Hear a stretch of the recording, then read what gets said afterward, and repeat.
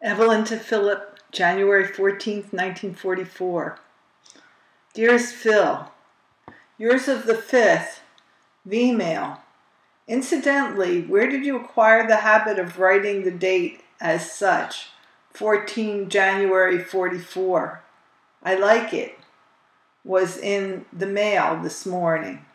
I'm glad you won, especially after asking for a few spares in my previous letter. I'm contemplating the purchase of 3 rather expensive items, to wit, a sports coat. Mine is completely shot and I've outgrown it. I saw a lovely red camel hair fitted coat with a black velvet collar that I'd like to own, but the price was a bit too high, $49.95. A dress. I haven't a decent dressy one in my wardrobe. And that hat I mentioned in my previous letter. I'm still waiting for your suggestion. I'm fairly set on a medium size off the face, as a large hat would be too much for the bulky coat. I don't know whether to get a made-up hat and have it trimmed with the fur, or have the whole thing made. Do you think I'm getting extravagant? I saw the enclosed ad in the paper and thought it would be nice if Adele and I could have such a set. There will be plenty of nicer ones when the warmer weather sets in, but I wondered at your opinion of these. I would prefer pinnies with ruffles, as they are more feminine. So much for clothes, except that I'm, page 2, going to accompany Ruth to Fifth and Olney to help her select a dress and shoes for her graduation, which comes on January 28th. She goes into her 2nd year of high. She has gotten thinner and shapelier. She's developed more than I am and is quite attractive. She still has some babyish ways, and when they disappear, she will be quite an attractive young lady. A few people were hurt because you neglected to send them your picture. Isn't it always the case? I gave Mom the spare, but she gave it to Harry and Goldie to pacify them. Etta and Nat also said something, but I set them straight. The 8x10 still goes. Betty says they come through all right, as she got one from her brother in Africa. We got 2 V-mails from Jack S., and he wishes us well, as usual. His morale is unusually high considering the fact that he is in New Guinea. I finished Mom's Fascinator. I did a lot of hard work yesterday and today. I took the mattress off our bed, cleaned the springs, and turned it over. Ruth helped. I cleaned the windows in our room and all those on the porch. I washed the floors, a whole cellar of clothes, and pressed. I dusted, polished, and swept. Sarah and I took Adele for a walk to Broad Street. I guess there'll be a pile of mail for you when you get back from your furlough. Wish I could be there too. I love you so much, Phil. Your Ev. Philip to Evelyn, January 14th, 1944, 12 midnight. Ev, darling. After 2 days of almost continuous activity, I'm taking it easy. If I leave the club at all today, it will be to go to services this evening. Now, to resume where I left off. After finishing my letter of the 12th, it was about 8 p.m., I wandered into the ballroom where the Hans Crescent table tennis team was playing against a team from General Electric. The teams were pretty evenly matched and the players of pretty good caliber, and the action was hotly contested, which all served to make it interesting for the spectator. After an hour or so of this, I suddenly remembered that there was a command performance of symphony records scheduled for the music room, and I wasted no time getting there. The Red Cross girl in charge had just put on Handel's Water music when I entered. There were about 20 GIs laying about the place in easy chairs, with that faraway, dreamy look in their eyes. I sat myself down in a straight-backed wooden chair that was the only unoccupied seat. Page 2, and in a jiffy was one of the mob, dreamy eyes and all. The chair was damned uncomfortable, and I was forced to change position from time to time. But in spite of it all, I managed to enjoy the music, very much so. After the water music, the ballet music from Prince Igor, Borodin. This particular record brought memories flooding in its wake. It was once a favorite with Jeanette and myself. The music is oriental in quality and very colorful and exciting. Then Fritz Kreisler playing Hymn to the Sun, very insipid after the grandeur of Prince Igor. The pièce de résistance of the evening was the entire Scheherazade suite of Rimsky-Korsakov. I say the entire suite because it is very seldom that one gets the opportunity to listen to all 12 sides of this rather lengthy work. Well, Chippy, you can well imagine what a treat this was for yours very lovingly. So utterly delightful did I find the Scheherazade that I promised myself that that would be the first purchase when we start our collection. It's recorded by Leopold Stokowski and the Philadelphia Symphony. Next, page 3, Time You Are in Town Suite. Stop in at one of the department stores and let them play it for you. I think you will find it well worth your while. Tell me if you agree that it would be a fitting selection to start off with. This just about covers Wednesday. I had a snack of coffee and cake before I went next door to the annex, where I am bunking, and turned in. I slept snugly and heavily, gratefully conscious of the pleasant and unaccustomed feel of fresh sheets. I must have been very tired, for I didn't wake till 10 a.m. the following morning. I rolled out without any further ado when I noticed the lateness of the hour. Grabbing a towel, I washed up, then dressed and got out of there. The dining room at the Hans Crescent was jammed to the doors, with a queue of some 100 soldiers waiting to get at the counter. Not for me. I had no definite ideas as to what I was going to do, but I was in no mood to wait in line for breakfast, so I decided to walk until I chanced on a restaurant. When I got outside, however, and saw the leaden skies and, page 4, felt the damp and chilly breeze, I changed my mind about walking. I decided to do my sightseeing from the comfortable vantage point of a top deck of a bus. Hopping the first one that came along, I rode to the end of the line, which happened to be Aldwych and the Strand. By this time, I was thinking only of breakfast, or brunch. It was now 11:30. As I walked up the Strand, I saw a sign, tea shop. That was for me.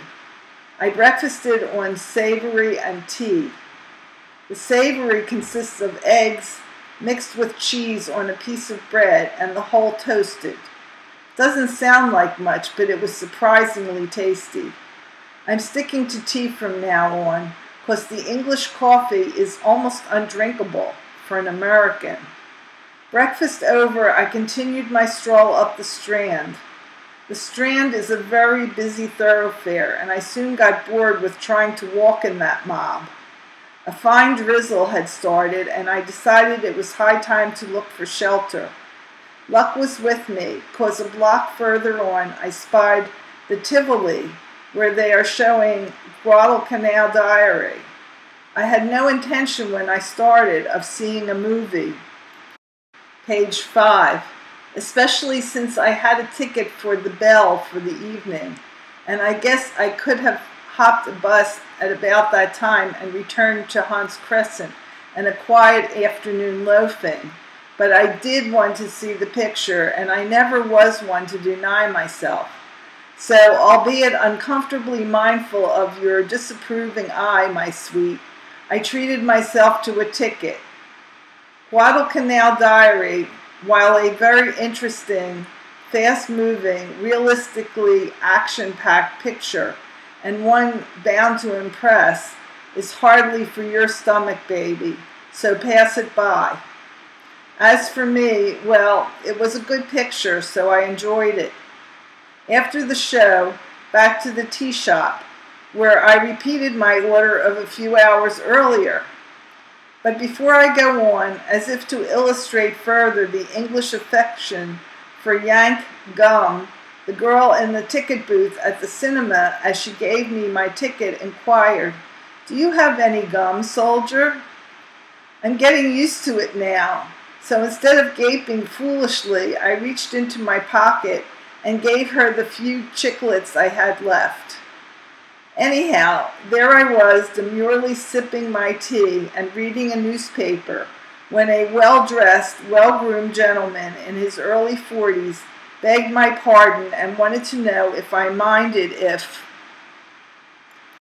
page 6, he shared the table. Of course I didn't mind, especially when he showed an inclination for friendly conversation. He proved to be very intelligent, and we talked on a variety of subjects over our tea and cigarettes. After a half hour or so of steady and congenial chatter, he excused himself to keep an appointment. On parting, a healthy handclasp. Cheerio and all the best. He had not been gone 5 minutes.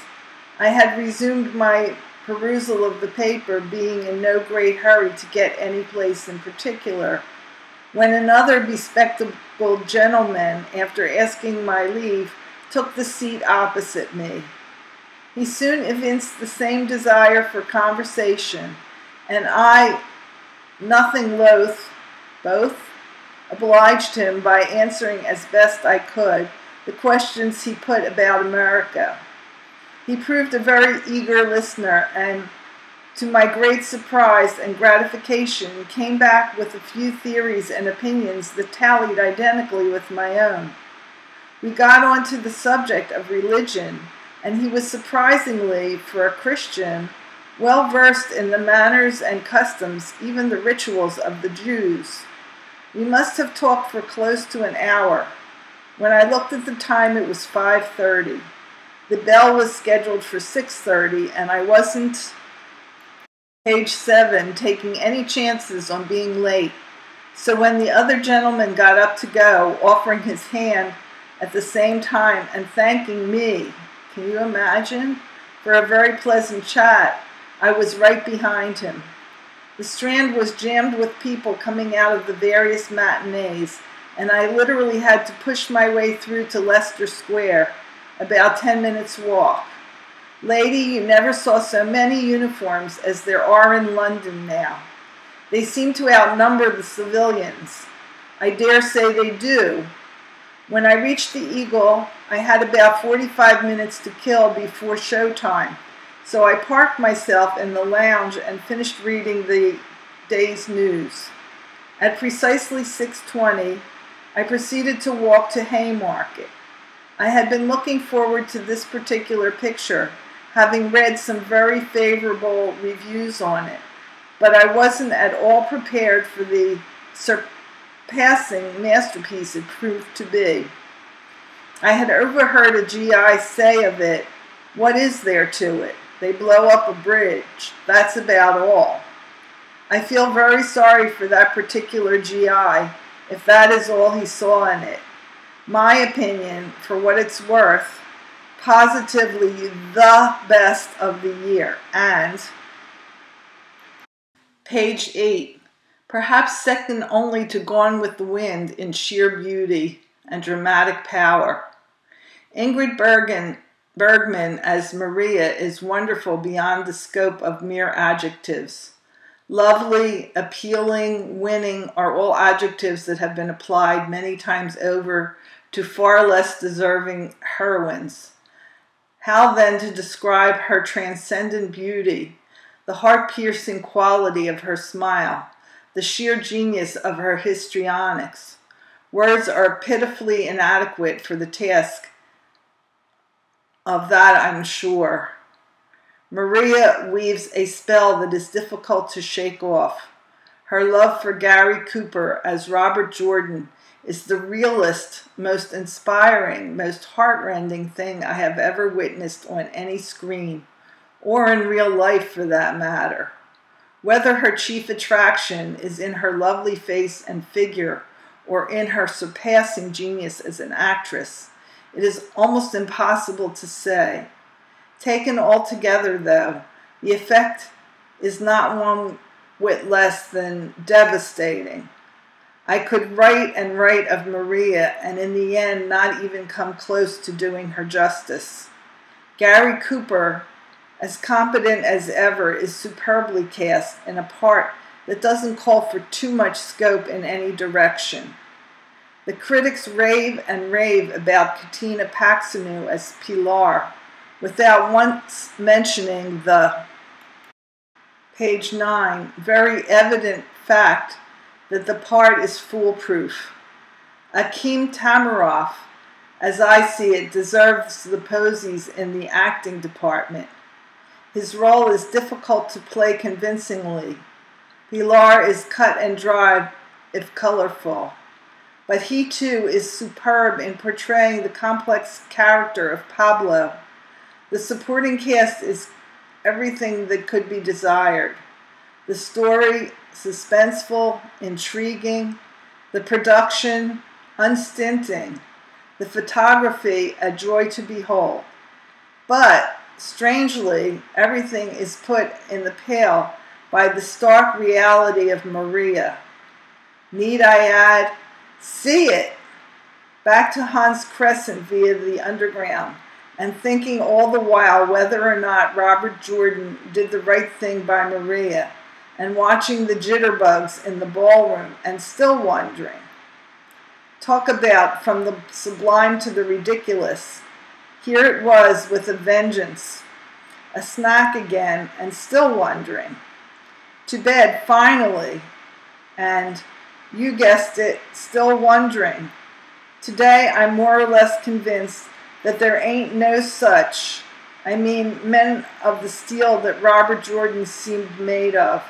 Seems to me that if Maria is real, and she is, as unquestionably as, page 10, love and women are real, then the quasi-nobleness of Robert Jordan is a lie.